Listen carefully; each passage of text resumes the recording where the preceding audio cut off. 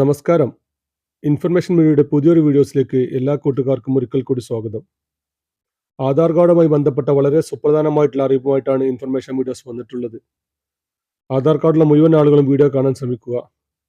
അതിനുമുമ്പായി information മീഡിയയുടെ videos നിങ്ങൾ ആദ്യമായിട്ടാണ് കാണുന്നതെങ്കിൽ ചാനൽ സബ്സ്ക്രൈബ് ചെയ്യുക. ഒരു തരത്തിലുള്ള മത രാഷ്ട്രീയ കാര്യങ്ങൾ നമ്മുടെ ചാനൽ വരുന്നതല്ല.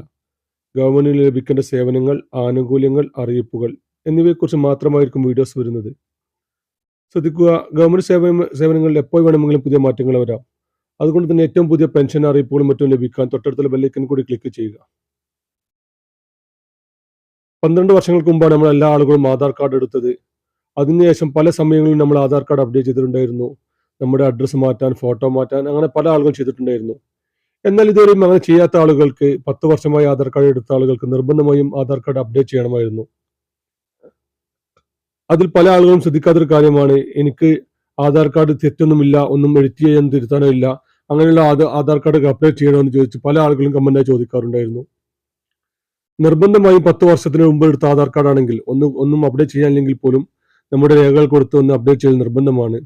എങ്കിൽ മാത്രമായിരിക്കും തുടർന്ന് അവർക്ക് ആധാർ അനിഷ്ടമായ ആനുകൂല്യങ്ങളും മറ്റു കാര്യങ്ങളും മുടക്കമില്ലാതെ ലഭിക്കുകയുള്ളൂ. അതുപോലെ തന്നെ ശ്രദ്ധിക്കേണ്ട മറ്റൊരു കാര്യമാണ്, ആധാറിലെ ഡാറ്റ തിരുത്താനുള്ളത് ഉണ്ടെങ്കിൽ 2025 ജനുവരി 1 മുതൽ ആധാർ കാർഡിലെ ഡാറ്റകൾ തിരുത്താൻ വളരെ ബുദ്ധിമുട്ടായിരിക്കും. നമ്മുടെ ഡേറ്റ് ഓഫ് ബർത്ത്, അതുപോലെ തന്നെ പേര്, അഡ്രസ്സ്, ഫോൺ നമ്പറുകൾ എന്നിവയെല്ലാം തിരുത്താനുണ്ടെങ്കിൽ എത്രയും പെട്ടെന്ന് തിരുത്തുക. അതിൽ നിർബന്ധമായി നമ്മൾ ശ്രദ്ധിക്കേണ്ട ഒരു കാര്യമാണ് നമ്മുടെ പേര്, ഡേറ്റ് ഓഫ് ബർത്ത്. ഈ 2 കാര്യങ്ങളും തിരുത്താൻ ഇനി വളരെ ബുദ്ധിമുട്ടായിരിക്കും. നിലവിലുള്ള ആധാർ കാർഡിൽ എന്തെങ്കിലും രൂപത്തിൽ തെറ്റുകളുണ്ടെങ്കിൽ അത് എത്രയും പെട്ടെന്ന് തിരുത്തുക. നമ്മുടെ SLC സർട്ടിഫിക്കറ്റിലെ പോലെ തന്നെ പേരുണ്ടെന്ന് ഉറപ്പുവരുത്തുക.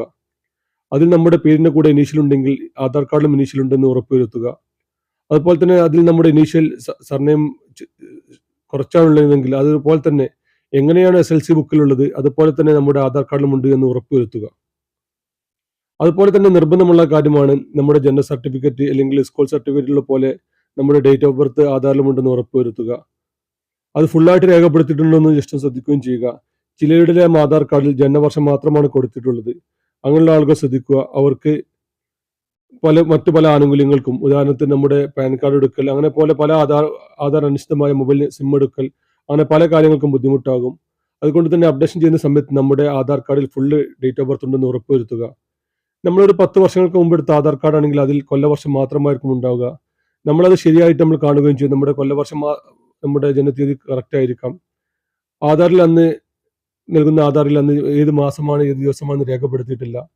ഒട്ടുമിക്ക പ്രായമുള്ള ആളുകളുടെയും ആധാർ കാർഡിൽ 1/1 എന്ന ഡേറ്റിലായിരിക്കും ആധാർ കാർഡ് ഉള്ളത്.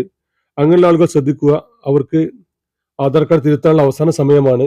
അതിനുശേഷം ആധാർ കാർഡ് തിരുത്തണമെങ്കിൽ വലിയ രൂപത്തിലുള്ള ഫൈനും വലിയ രൂപത്തിലുള്ള ബുദ്ധിമുട്ടും അനുഭവിക്കേണ്ടി വരും.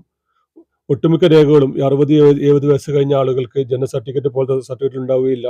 അങ്ങനെയുള്ള ആളുകൾക്കെല്ലാം വളരെ ബുദ്ധിമുട്ടായിരിക്കും ഇങ്ങനെയുള്ള കാര്യങ്ങൾ തിരുത്താൻ വേണ്ടി.